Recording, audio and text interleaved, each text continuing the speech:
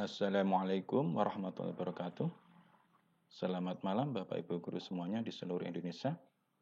Pada pertemuan ketiga akan kita bahas berkaitan dengan berkomunikasi dengan siswa dan membuat tugas.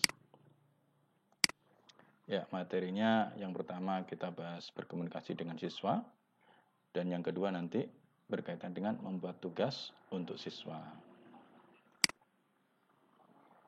Berkomunikasi dengan siswa itu nanti ada 3 kategori, yakni berkaitan dengan kita selaku guru itu berkomunikasi ke banyak kelas, kemudian juga komunikasi dalam satu kelas, atau kita bisa juga berkomunikasi dengan salah satu siswa atau beberapa siswa.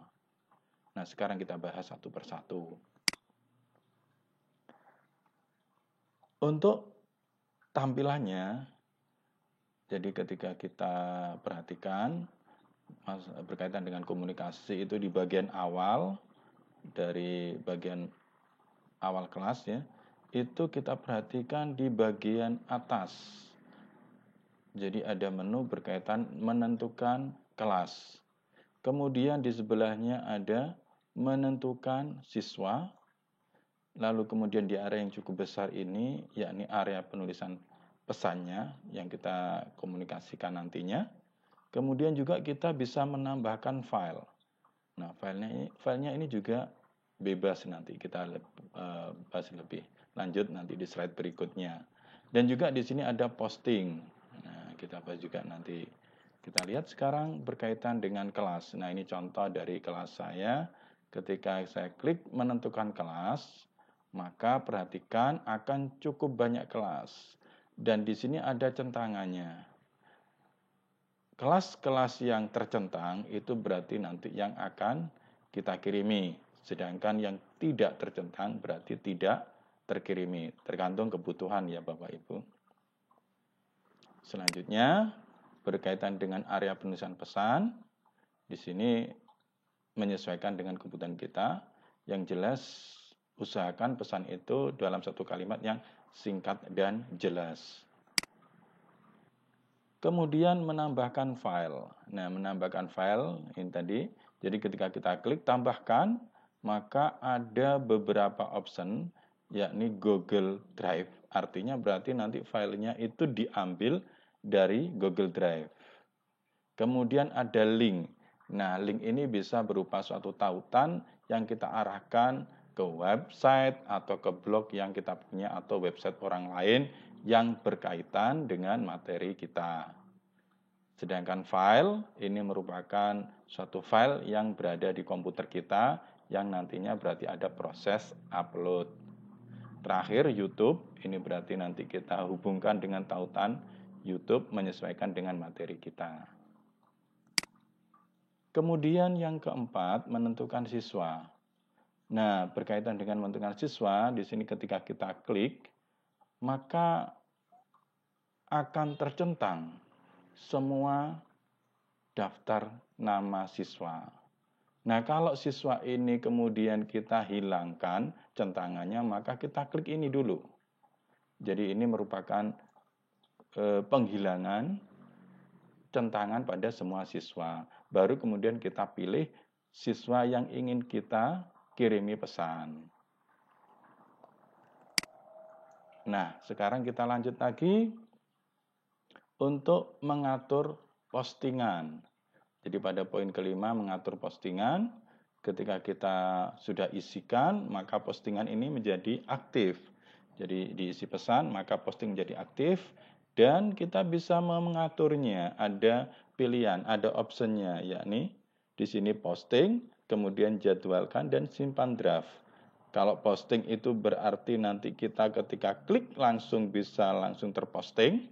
Adapun kalau jadwalkan berarti nanti postingan yang kita buat itu akan, atau pesan yang kita buat itu akan disesuaikan waktunya, pengirimannya menyesuaikan yang sudah kita tentukan.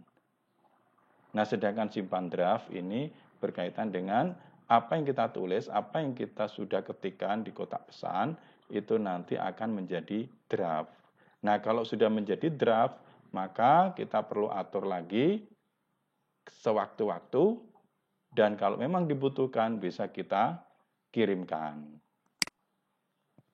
Baik, itu tadi yang berkaitan dengan komunikasi siswa. Sekarang kita masuk pada memasukkan tugas.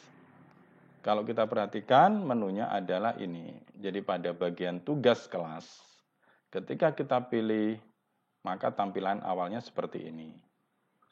Posisi utamanya untuk pembuatan tugas, tombol yang penting adalah di sini, buat. Nah, ini nanti kita langkah kita ya untuk nanti masuk ke dalam pembuatan tugas kelas. Adapun isi-isi yang di bawah ini adalah suatu tugas-tugas yang sudah pernah dibuat, yang pembuatannya tidak masuk ke dalam suatu topik. Kalau kita nanti sudah membuat topik, maka ada pemilahan seperti ini. Nah, contoh yang di bawah ini adalah tugas-tugas yang dibuat, yang diletakkan pada topik peralatan output. Ini karena nama topiknya waktu saya buat dulu namanya peralatan output. Kita lanjutkan.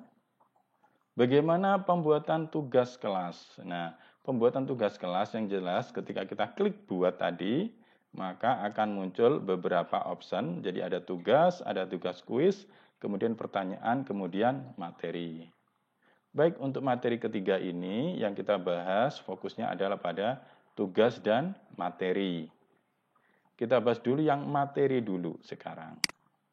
Nah, pembuatan materi. Ketika kita klik materi tadi, maka akan muncul pengisian seperti ini, judul. Nah, judul silakan diisi berdasarkan judul materi kita. Dalam ini contoh yang saya buat mengenal alat output. Nah, kemudian di dalam deskripsi ini untuk petunjuknya, karena dalam penyampaian materi ini saya menggunakan file, maka kalimat yang saya tulis di sini adalah silakan di-download file materinya. Pelajari dan pahami informasi yang ada pada file tersebut. Nah, kemudian di sebelah kanan, ini kalau kita perhatikan di sebelah kanannya ada informasi seperti ini. Jadi, untuk kelas berapa bisa kita pilih, kemudian ke semua siswa apa tidak juga bisa kita pilih. Nah, di sini kita menentukan topik. Yang jelas pada awalnya sudah kita buat topik dulu. Nah, kalau sudah kita buat topik, maka di sini akan ketika kita klik, akan muncul topik-topik yang sudah pernah kita buat. Tergantung kita mau meletakkan ini di bagian topik mana. Contoh, misalnya saya tadi sempat memasukkan itu ke topik alat output. Nah, kalau sudah, kita bisa juga melakukan penambahan. Kita perhatikan selanjutnya. Nah, menambahkan, itu kalau kita perhatikan, ketika diklik, maka akan muncul option seperti ini. Ada Google Drive, ada link, ada file, ada YouTube. Seperti penjelasan saya tadi. Nah, kalau dalam contoh ini karena saya menggunakan file dari komputer yang saya punya, maka saya klik file. Nah, ketika diklik akan muncul tampilan seperti ini. Saya pilih upload, ya. Kemudian pilih file dari perangkat Anda. Ini nanti berarti akan menuju ke folder yang kita punya. Kalau kita sudah pilih folder, tentukan filenya, maka akan muncul file yang kita upload. Ya, file yang akan kita upload ya, maaf. File yang akan kita upload, kemudian kita klik upload. Itu berkaitan dengan materi, jadi cukup singkat. Kemudian pembuatan tugas.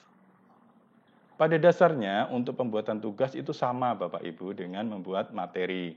Namun karena ini memang tugas, maka nanti ada batas waktu. Dan juga nanti siswa ada pengembaliannya atau katakanlah ada pengumpulan tugas. Nah, di sini kita bisa tentukan. Jadi kita proses dari awal dulu. Jadi ketika kita klik tugas, maka akan kita tentukan judulnya, kemudian petunjuknya, artinya supaya siswa tahu apa langkahnya. Jadi kita perintahkan di sini download file soal, kemudian nanti dikerjakan soal di program MS Word. Hal ini karena soal saya buat dengan menggunakan Microsoft Word. Ya, jadi dikerjakan secara offline. Awalnya download ini berarti online, kemudian ketika sudah terdownload, anak-anak kemudian mengerjakan secara offline, dan selanjutnya mereka online untuk melakukan upload. Proses ketika kita mau menambahkan file, langkahnya sama, yakni kita klik tambahkan, kemudian kita file. Ini untuk memberikan file tugas ke anak-anak. Nah, di sebelah kanannya itu adalah kita menentukan poinnya, pada umumnya 100 ya, kemudian tenggat waktu. Artinya batas waktu anak menyerahkan. Nah, ini kita tentukan, kita klik nanti ada setting waktunya. Ya, yang di sini ada setting waktu. Kemudian topiknya, artinya tugas ini diletakkan di topik mana, berarti kita bisa tentukan. Kemudian tugaskan ini juga ada beberapa opsi, bisa kita lihat nantinya. Langkah-langkah upload sama dengan tadi ya, berkaitan dengan materi, jadi sama. Kita lanjut lagi. Nah, tugaskan, di sini ada option tugaskan, artinya berarti tugas tadi itu langsung diupload, ya, langsung masuk ke Google Classroom, bisa dilihat oleh anak-anak. Kalau jadwalkan berarti file kita atau tugas kita itu akan dimunculkan sesuai dengan jadwal yang sudah kita tentukan. Sedangkan simpan draft berarti tugas kita nanti belum diupload, belum ditampilkan, masih berupa draft. Nah, kemudian hapus draft ini untuk menghapus draft. Baik, demikian Bapak Ibu materi saya pada pertemuan ketiga ini. Semoga bermanfaat. Saya akhiri. Assalamualaikum warahmatullahi wabarakatuh.